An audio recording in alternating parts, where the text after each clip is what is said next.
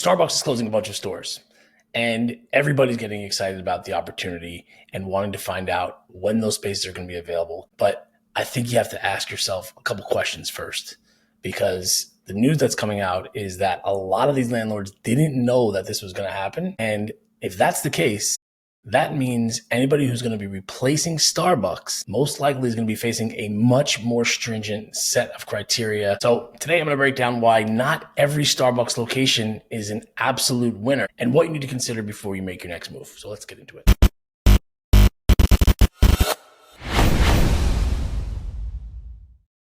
You know, one of the biggest challenges in the kitchen? Managing that fryer oil. It's messy, it's hot, somebody's going to spill it. And quite frankly, nobody ever actually wants to take on that responsibility, or even worse, they lie and they say they did it. Nobody wants that job.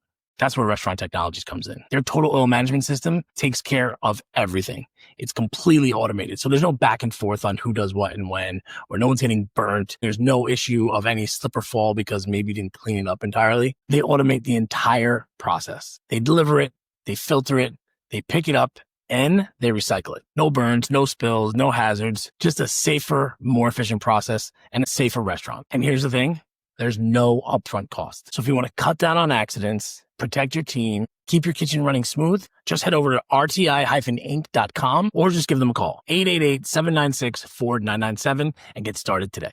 All right, guys, welcome back to Close Monday, the show that blends old school commercial real estate tactics with the latest in technology to help you scale your business smarter. I'm your host, Kyle and Sarah, and today we are talking about Starbucks, the news that is all over retail real estate, all over mainstream media, really. And folks, I'm sure you guys in your neighborhood are shocked to find out that a couple of those Starbucks in your area are closing. I was shocked to find out that a Starbucks here that I consider to be very busy was closing as well.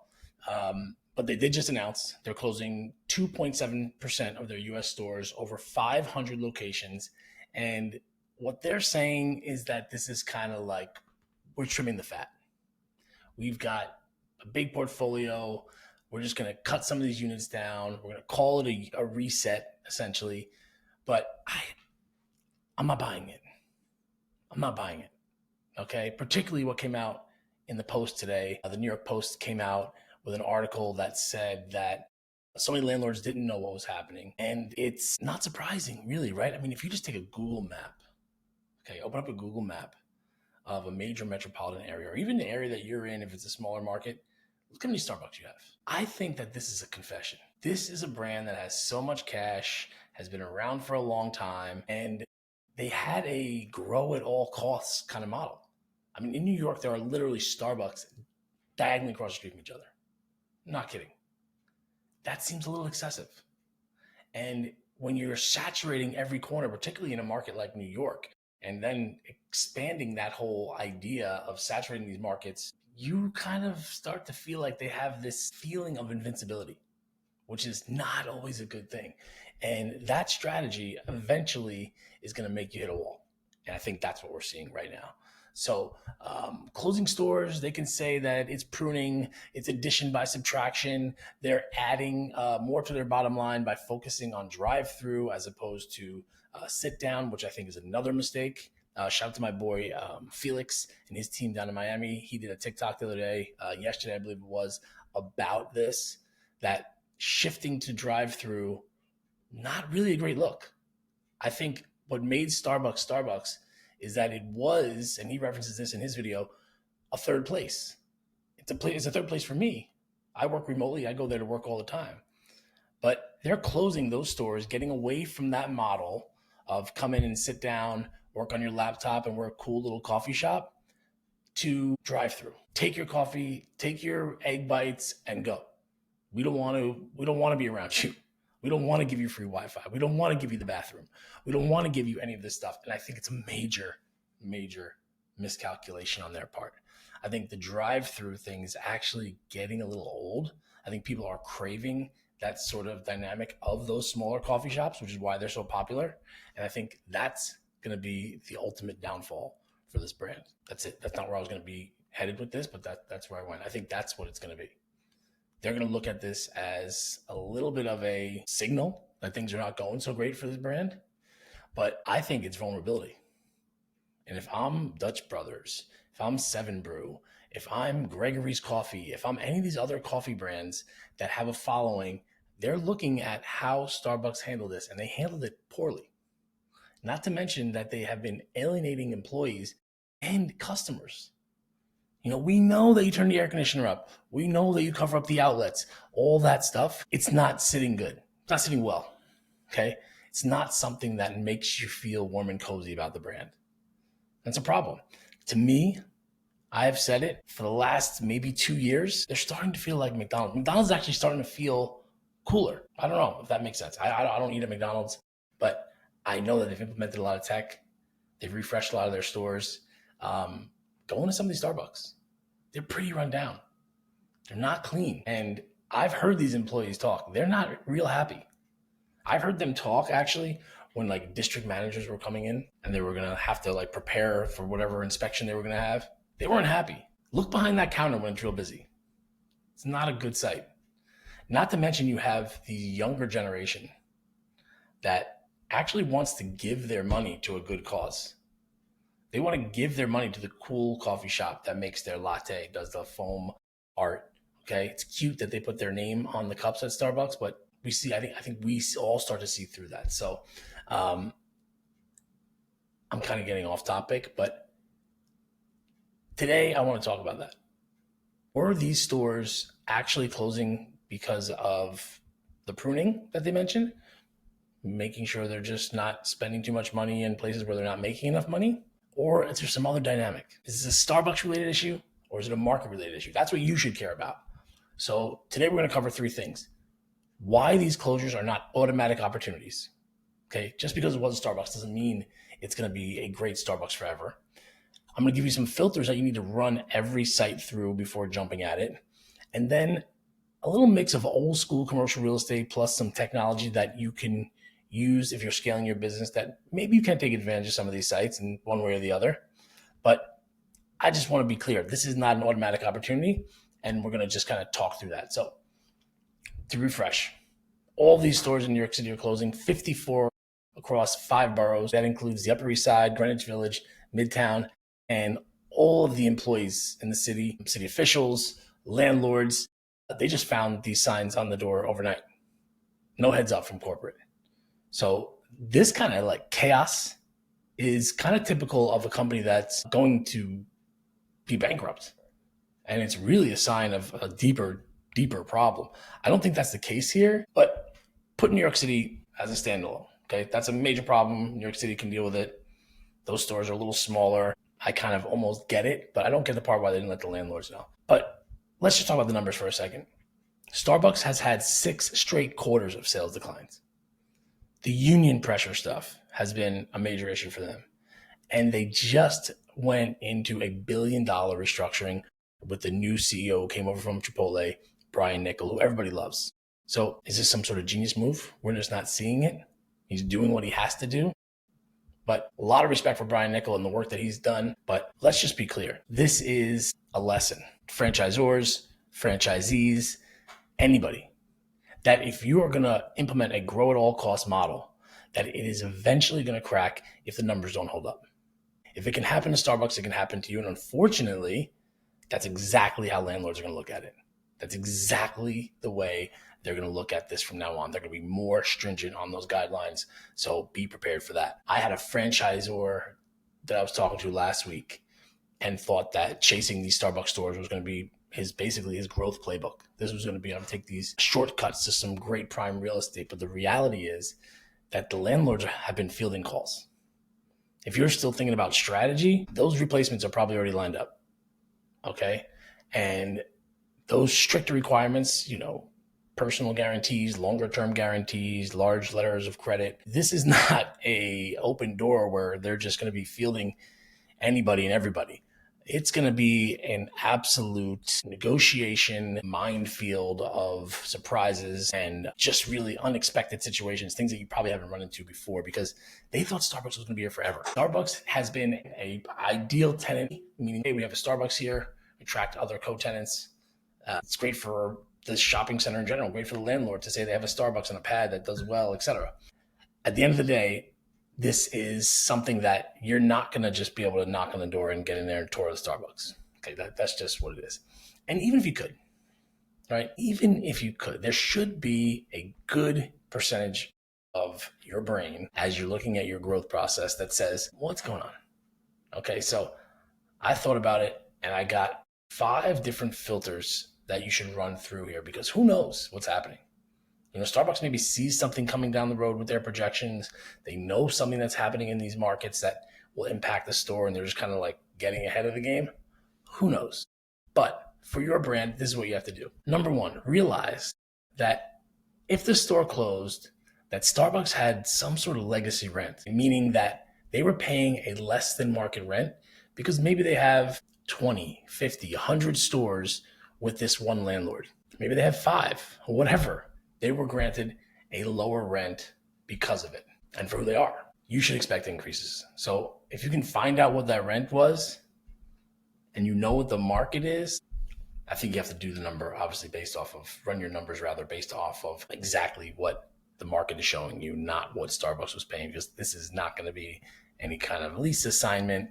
This is going to be a whole new lease, and the landlords most likely are not going to give an independent restaurant franchisee a sweetheart deal like they gave Starbucks. Okay, so that's number 1. Make sure you know the rent. 2, realize that the landlord right now is sitting in a tremendous position of power. They had a credit tenant, corporate tenant sitting there that they didn't think was going to go anywhere. Now they're gone and you want it. What makes you think you're better than Starbucks? Why should you have better terms or just as good of terms? Okay, so they have the leverage. Just realize that going in. I would not expect hefty TI packages, but confirm that. So that would be number 3. They put a lot of money into Starbucks. Starbucks has a tremendous ask when it comes to TI. So there could be some infrastructure that you could take advantage of, but I would not expect any TI packages and I would not expect any deliverables on a landlord work letter. So that would be my expectation going in. Again, I'll give a caveat there. You won't get it if you don't ask for it. So you can put it on there, but expect them to potentially laugh at it or maybe not even respond to you. So it's a risk you take. Get some data. Placer, Buxton, Crexy, whatever you can find, Esri, there's about a lot of free resources. Find out if there's any shift in the population, in the traffic in the area. Are there new developments that are disrupting the access to this location? You can find all that there. You can actually use ChatGPT to go in and find any kind of updates on that market or that town of any kind of work being done there or any kind of shifts in anything that could potentially impact the business there. Again, that's something Starbucks maybe knew about and you wouldn't know about right away. I would also check out the density. Okay. Just because it's Starbucks, if it's closer to you, if you're a franchisor and you have a bunch of other stores, this could be a well-positioned Starbucks, but just be careful of any cannibalization. Use traditional metrics and keep your discipline. Make sure that it checks all those boxes. And one of those boxes would be that you're not cannibalizing sales from another store. So take a look at that. And then I would get on the phone. Get your broker to get on the phone and find out what's going on. Walk the block. Talk to the tenants. What's been happening there? Talk to people who, are in that shopping center, probably went to that Starbucks. Hey, what happened? Just get some feedback, right? That's old school. This is mixing the old school with the new school. And then, once you have all that information, you can just create a better image of what's happening with that site like you would any other site. Okay. Like we talk about on the show all the time, make sure that you have all of the data. I don't care who the tenant was before. Doesn't mean it's a home run. There are a lot of variables that will affect that. So just avoid that mistake of, hey, it worked for Starbucks for a period of time. It will work for us. Not the case. Just take that out of your head. Not going to be the case, at least for you. So if I had to just give you a quick summary of this, I would say, are they all worth chasing? No, absolutely not. Some, maybe. But as I always say, do your homework. And how do you know? I mentioned that they may be already be backfilled. How do you know? How do you know if they've been backfilled? Find a broker, find the owner, see if there's any permits on the window. Maybe not yet. It's a little bit soon, but that's going to be coming. And really just move with, as much speed as you can to find out what you can. It's going to be moving pretty quickly, my guess is. So I would love to hear from you guys if there is any updates in your market, because one weird thing that I am seeing here is there was that list of stores that were closing, and there's one store in my market that's closing on that list, but there are signs on 2 other ones that are not on the list. So maybe there's another round coming that we don't know about. Heard something that maybe one's just going to be remodeled, but who really knows? At the end of the day, make your own list. All you care about are the stores in your market. So make a list of those stores and then make sure you're just doing all your homework on that. In closing, really, this is just an opportunity to be a potential playbook, but with caution. So proceed with caution. I have one of my things on this location site tracker that I had you guys download if you watched that episode. Pursue with caution is one of the drop-down options. So that's where I would put these sites. If this is, a sweet spot for your breakfast brand, for your coffee brand, maybe you're a little bit more aggressive. But don't ignore your traditional practice. Stay disciplined on that. Because listen, if Starbucks does actually nail this pivot, they go to new formats, they go back to their third place kind of identity, maybe they come out of this stronger. Maybe they kind of, I don't want to be pessimistic about this whole thing, but maybe this is a good pivot for Starbucks, right? But if they miss and other competitors, Dunkin' Donuts, any one of these other coffee brands, big brands, gets in these stores or like a regional player, I'm thinking of 1,000 different names for regional players, one of my clients, they could scoop this up in a heartbeat and they'd be out-positioned in the market, potentially, right? If that dynamic is true where people don't want the drive-through, they want that coffee shop vibe, they want to pay the mom and pop person, this could be, death by 1,000 cuts for sure. But I think the bigger lesson here is about not growing too fast, not having an ego about how much demand there is for your product.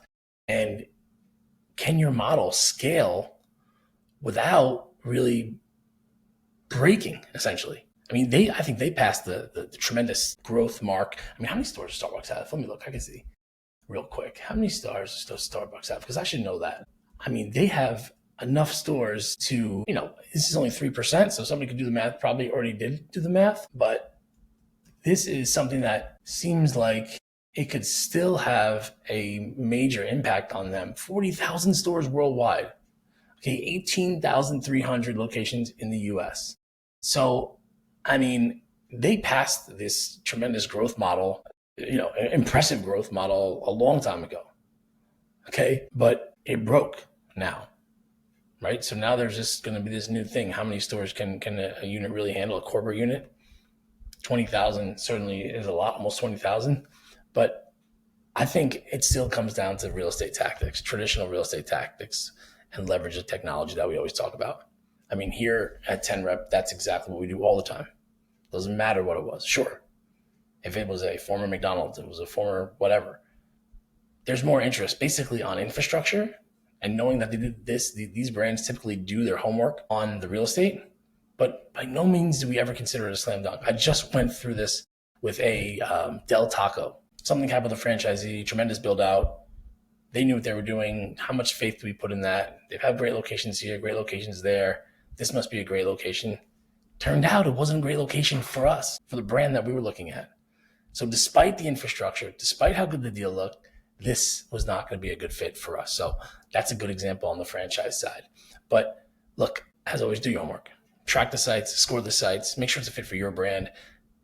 Take a look at why they closed. That's the big thing here. Don't be overly excited about the opportunity, but take a look at why they closed.